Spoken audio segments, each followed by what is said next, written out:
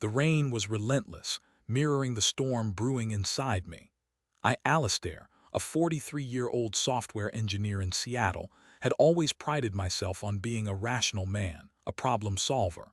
But nothing in my logical world could have prepared me for the chaos Olivia, my wife of 15 years, had unleashed.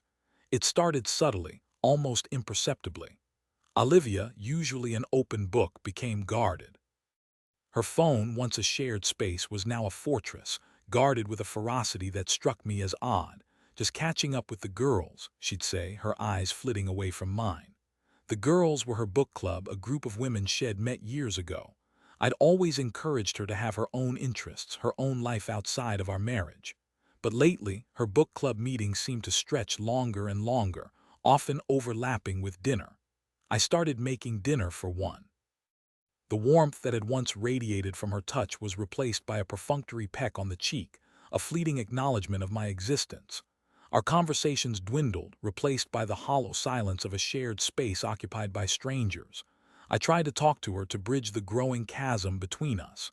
"Is everything okay, Liv?" I'd ask, my voice laced with concern. "Of course, Alistair. Why wouldn't it be?" she'd reply, her tone dismissive, her eyes betraying a hidden truth. I started to feel like I was going crazy. Was I imagining things? Was I just being paranoid? I confided in my best friend, Bram. We'd known each other since college, a bond forged in late-night study sessions and shared dreams. Bram, ever the pragmatist, listened patiently, his brow furrowed with concern. "Maybe you're overthinking it, Alistair," he said, his voice gentle. "Olivia's always been a bit of a free spirit. Maybe she just needs some space." But something felt off. Deep down, a knot of unease tightened in my stomach, a premonition of impending doom. One evening, Olivia claimed she had a last-minute book club meeting. "It's the end-of-year celebration," she explained, her voice a little too bright. "We're going to that new wine bar downtown." "The one near the waterfront?" I asked, trying to sound casual. "Yeah, that's the one," she replied, a flicker of hesitation in her eyes. I decided to drive past the wine bar just to ease my anxiety. I told myself I was just being cautious, that I trusted Olivia implicitly.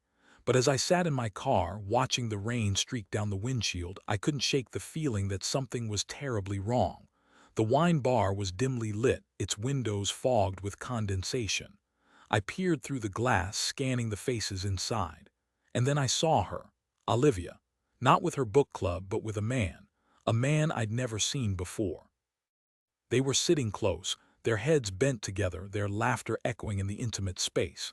His hand rested on her arm, his fingers tracing circles on her skin. Olivia leaned in, her eyes sparkling with an emotion I hadn't seen in years, an emotion that was clearly not for me. The world tilted on its axis. My breath caught in my throat. The knot in my stomach twisted into a searing pain, a physical manifestation of the betrayal that was unfolding before my eyes. I watched them for what felt like an eternity, my mind reeling, my heart shattering into a million pieces. I couldn't move. I couldn't speak. I could only watch as the woman I loved, the woman I had built my life with, surrendered herself to another man. Finally, I drove home, my hands shaking, my vision blurred with tears. I sat in the darkness of our living room, the rain pounding against the windows, mirroring the tempest inside me. I waited for Olivia to come home, my mind racing, my emotions raw. When she finally walked through the door, her cheeks flushed, her eyes bright, she looked almost radiant.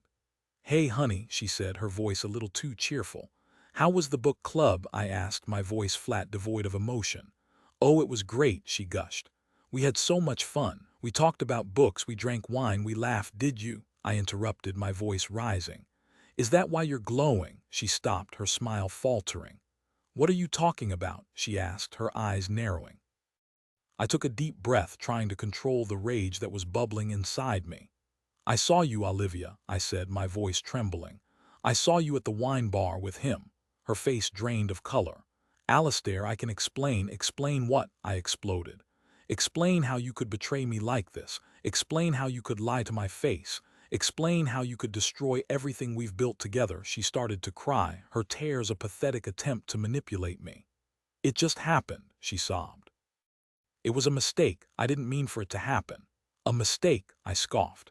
You were holding his hand, Olivia. You were laughing with him. You were practically glowing with lust. That doesn't sound like a mistake to me. I'm so sorry, Alistair, she pleaded. Please forgive me. I still love you. Love me? I repeated, my voice laced with bitterness. If you loved me, you wouldn't have done this. You wouldn't have broken my heart. I couldn't bear to look at her any longer. I turned and walked away, leaving her standing there, alone in the wreckage of our marriage. The next few days were a blur of anger, grief, and disbelief. I couldn't eat. I couldn't sleep.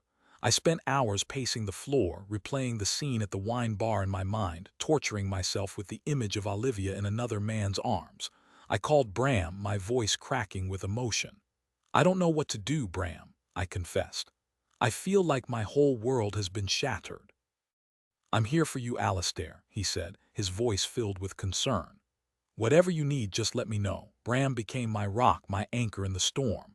He listened patiently as I ranted and raved, offering words of comfort and support. He helped me find a lawyer, navigate the legal complexities of divorce, and start the painful process of rebuilding my life. Olivia, meanwhile, tried everything to win me back. She sent me flowers, wrote me letters, begged me to reconsider. But the trust was gone. The love was gone. All that remained was a hollow emptiness, a profound sense of betrayal. I filed for divorce, determined to sever all ties with the woman who had so callously broken my heart. The divorce proceedings were messy, acrimonious. Olivia fought me every step of the way, trying to take as much as she could. She claimed I was being unreasonable, that I was overreacting. She even tried to blame me for her infidelity, claiming I had been distant and emotionally unavailable. But I stood my ground, refusing to be manipulated or gaslighted. I knew the truth. I knew that she had betrayed me, and I refused to let her rewrite history. As the divorce neared its conclusion, I started to feel a sense of closure, a glimmer of hope for the future. I knew that the road ahead would be long and difficult, but I was determined to move on, to heal, and to find happiness again. Then, a few weeks before the final hearing, I received a phone call from an unknown number. Hesitantly, I answered. "Hello," I said, my voice cautious. "Alistair, it's Nigel," the voice on the other end said. "I don't know any Nigel," I replied, confused. I'm the man Olivia was with at the wine bar," he said, his voice strained. My blood ran cold. "What do you want?" I asked, my voice tight with anger. "I need to talk to you," he said. "It's about Olivia." We met at a coffee shop, a neutral ground. Nigel was a tall, slender man with tired eyes and a nervous demeanor. He looked like he hadn't slept in days. "I'm sorry for what happened," he said, his voice barely above a whisper. "I never meant to hurt you." "You already have," I said, my voice cold. "Just tell me what you want." He took a deep breath. "Olivia, she lied to me," he said. "She told me she was separated from you, that you were living separate lives. She said she was unhappy, that she wanted to leave you but was afraid." I stared at him in disbelief. "She told you that?" I asked, my voice incredulous. "Yes," he said. "I believed her. I thought she was being honest with me," he continued, "but then a few weeks ago I started to notice things. She was secretive, evasive. She wouldn't let me meet her friends or family. I started to suspect that she wasn't being truthful." "So you did some digging," I guessed. "Yeah," he admitted. "I hired a private investigator, and what I found, it was shocking. Olivia wasn't just cheating on you, Alistair. She was cheating on me too, with multiple men." My jaw dropped. I couldn't believe what I was hearing. "Olivia, my wife, the woman I thought I knew, was a serial cheater. She's been leading a double life for years," Nigel continued. "She's been using men for money, for attention, for I don't even know what, but it's all been a lie." He handed me a file, filled with photographs, emails, and financial records. I flipped through it, my stomach churning with disgust. There were pictures of Olivia with different men, at different locations, all engaged in intimate activities. There were emails detailing her elaborate schemes, her manipulative tactics. There were financial records showing how she had been draining our joint accounts, transferring money to offshore accounts, and accumulating a secret nest egg. "She was planning to leave me," Nigel said, his voice filled with bitterness. "She was going to take all my money and run off with someone else. I was just another pawn in her game." I was stunned, speechless. I couldn't believe the depth of Olivia's deception, the extent of her depravity. I had been so blinded by love, so trusting, that I had failed to see the truth. I had been married to a sociopath. "Why are you telling me this?" I asked Nigel, my voice still trembling. "Why are you helping me?" "Because I want justice," he said. "Olivia has hurt a lot of people. She needs to be stopped. And I think that together we can expose her for who she really is." I agreed. I was no longer just seeking a divorce. I was seeking justice. I wanted Olivia to pay for what she had done, for the pain she had inflicted on me and on Nigel. We pooled our resources, sharing information, coordinating our efforts. We hired a forensic accountant to trace Olivia's financial transactions. We contacted the other men she had been involved with, gathering evidence of her deceitful behavior. We built a case, a mountain of evidence that would expose Olivia's lies and bring her to justice. When the day of the final divorce hearing arrived, I was ready. I walked into the courtroom, my head held high, my heart filled with a steely resolve. Olivia was there, looking pale and drawn. She tried to catch my eye, but I refused to acknowledge her. The hearing began, and Olivia's lawyer presented her case, arguing that I was being unreasonable, that I was seeking revenge, that I was unfairly depriving her of her rightful share of the marital assets. Then it was my turn. I presented the evidence we had gathered, the photographs, the emails, the financial records. I called Nigel to the stand, and he testified about Olivia's lies and manipulations. The courtroom was silent, the air thick with tension. Olivia's lawyer tried to discredit our evidence, but it was no use. The truth was undeniable. Olivia had been exposed. The judge, visibly disgusted, ruled in my favor. He granted me the divorce, awarded me a significant portion of the marital assets, and even ordered Olivia to pay my legal fees. He also referred the case to the district attorney's office, recommending that Olivia be investigated for fraud and embezzlement. Olivia was devastated. She broke down in tears, begging me to forgive her, to give her another chance, but I was unmoved. I had finally seen her for who she really was, and I wanted nothing to do with her. As she was led out of the courtroom, her face contorted with rage and despair, I felt a sense of closure, a sense of triumph. I had survived. I had overcome the betrayal. And I had emerged stronger, wiser, and more resilient than ever before. The aftermath was a whirlwind. The media picked up the story, and Olivia's deceitful behavior became public knowledge. She lost her friends, her reputation, and her social standing. The district attorney's office launched an investigation, and she was eventually charged with multiple counts of fraud and embezzlement. She pleaded guilty to avoid a lengthy prison sentence and was ordered to pay restitution to her victims. Her life was in ruins. I, on the other hand, began to rebuild my own life. I focused on my career, my friends, and my hobbies. I started dating again, cautiously, tentatively.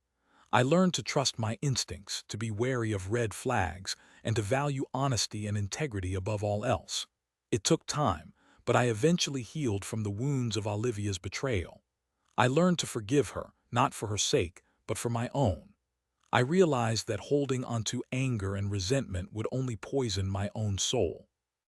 I moved on with my life, embracing the future with optimism and hope. Years later, I ran into Bram at a coffee shop. We hadn't seen each other in a while, but our bond was as strong as ever. "How are you doing, Alistair?" he asked, his eyes filled with genuine concern. "I'm good, Bram," I said, smiling. "I'm really good, I'm happy." "I'm glad to hear it," he said. "You deserve it." We talked for hours, catching up on each other's lives. As I walked away from the coffee shop, I felt a sense of peace, a sense of gratitude. I had survived the storm. I had emerged stronger and wiser, and I had found happiness again despite everything. The rain had stopped and the sun was shining. The world was filled with possibilities, and I was ready to embrace them all. Sometimes betrayal cuts deep, but it doesn't have to define you. It can break you or make you stronger. I chose to be stronger. I chose to live. And I chose to be happy. And in the end, that's all that really matters. The ultimate betrayal came in layers, starting with subtle lies and ending in financial ruin. Alistair was the unsuspecting husband, a software engineer who trusted his wife implicitly. Olivia, the woman I loved, was secretly leading a double life, manipulating multiple men for her own gain. The discovery of her infidelity was just the beginning. The revelation of her financial crimes and her sociopathic tendencies shattered my world. With the help of one of her other victims, I exposed her lies, brought her to justice, and rebuilt my life from the ashes. It was a long and painful journey, but in the end, I emerged stronger, wiser, and more resilient than ever before.